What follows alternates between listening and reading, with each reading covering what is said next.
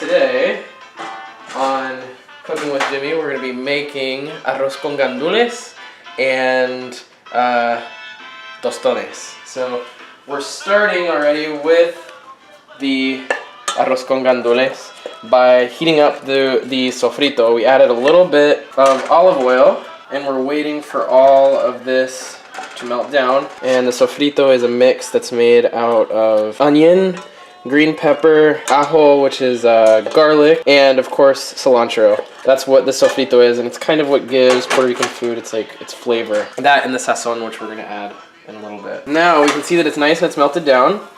This is the point where we want to add Goya, porque si es Goya, tiene que ser bueno. There's my little product plug. They are good though. It's the gandules, in English known as green pigeon peas for some strange reason. And this is the point when we add in the seasonings prior to adding in the rice. So we have the beans, we have the sofrito. Next step is the core seasoning for this, which is sazon, and that's also what gives the rice its nice kind of yellow look. So first I'll add in the sazon. Our sazon, you'll see it's kind of a reddish color. So on top of it, we'll throw in a little bit of garlic powder, Italian seasonings, which include oregano. I will just add a little bit of Cajun seasoning just to give a little bit of a spicy flavor. Not much. And once this is nice and warm, I'm going to go ahead and add in the water in the rice, which will all mix together, become like a nice yellow color. Still seeing a couple chunks of sofrito. So, as those heat up, we're going to get our water ready. So we already have the water that I drained from the beans. The rule is for every cup of rice we cook, and we're going to do a cup and a half, to have a cup and a half of water. So that translates to 2 1/4 cups of water. So this looks like it's warming up pretty nicely.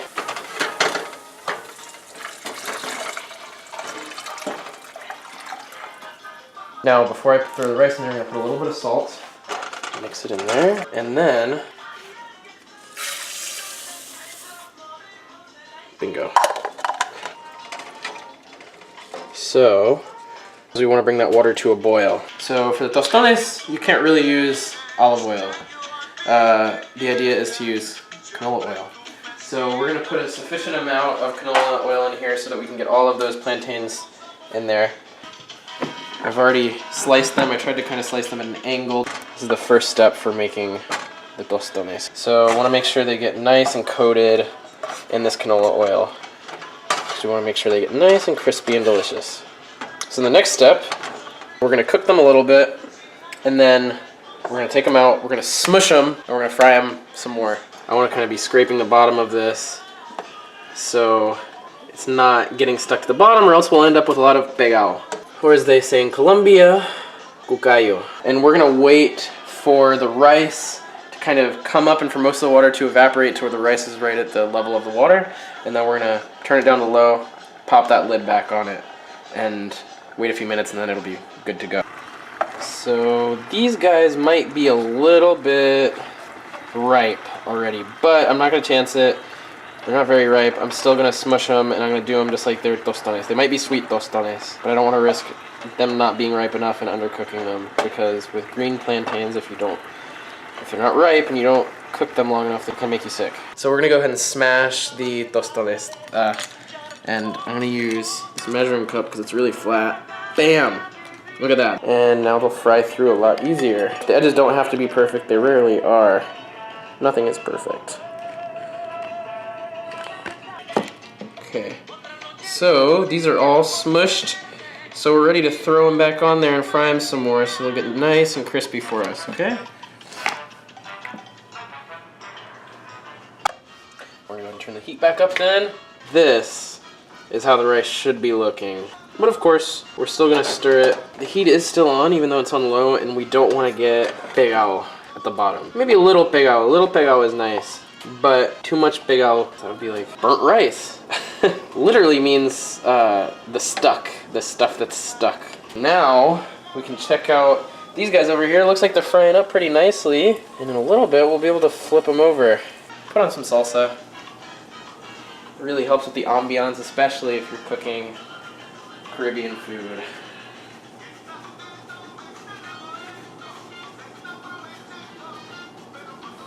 I'm gonna go ahead and try to flip these guys. Again, I would like to remind everyone, these are a little ripe, so they're gonna be sweet tostones. Probably could have made amarillitos out of them, so these will be like crispy amarillitos. Rice is looking good. Our tostones amarillos are still frying up. So stay tuned.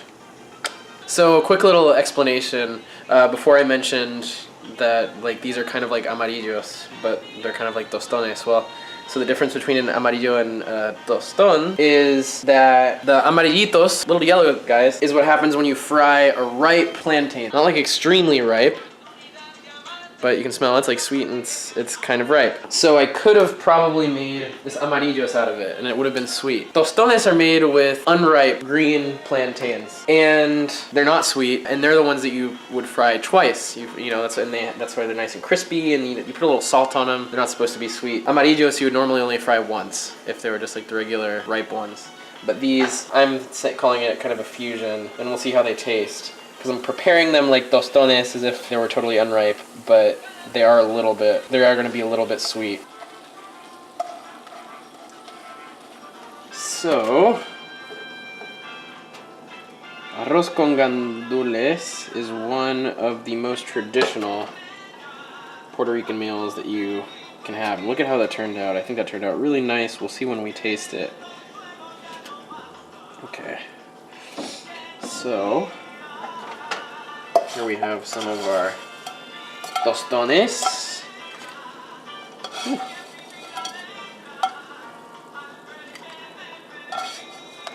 There we go. And they are nice and crispy. So here it is. We have our Puerto Rican meal ready for consumption. And of course, we're accompanying it with Malta India. Of course, you can't have a Puerto Rican meal without having a little bit of Malta on the side. So, we'll start with the arroz.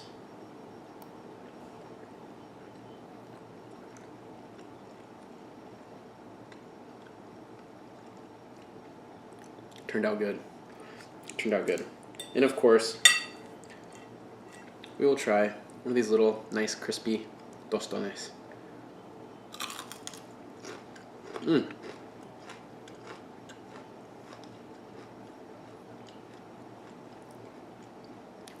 That is a nice, crunchy tostón, just like Grandma still makes, except hers are a lot better. Thank you to my abuelita and to my mom for teaching me how to cook. This is all thanks to them. I wouldn't be able to make traditional Puerto Rican food if it weren't for my amazing Puerto Rican family members. So muchas gracias, abuelita y mami, las quiero mucho.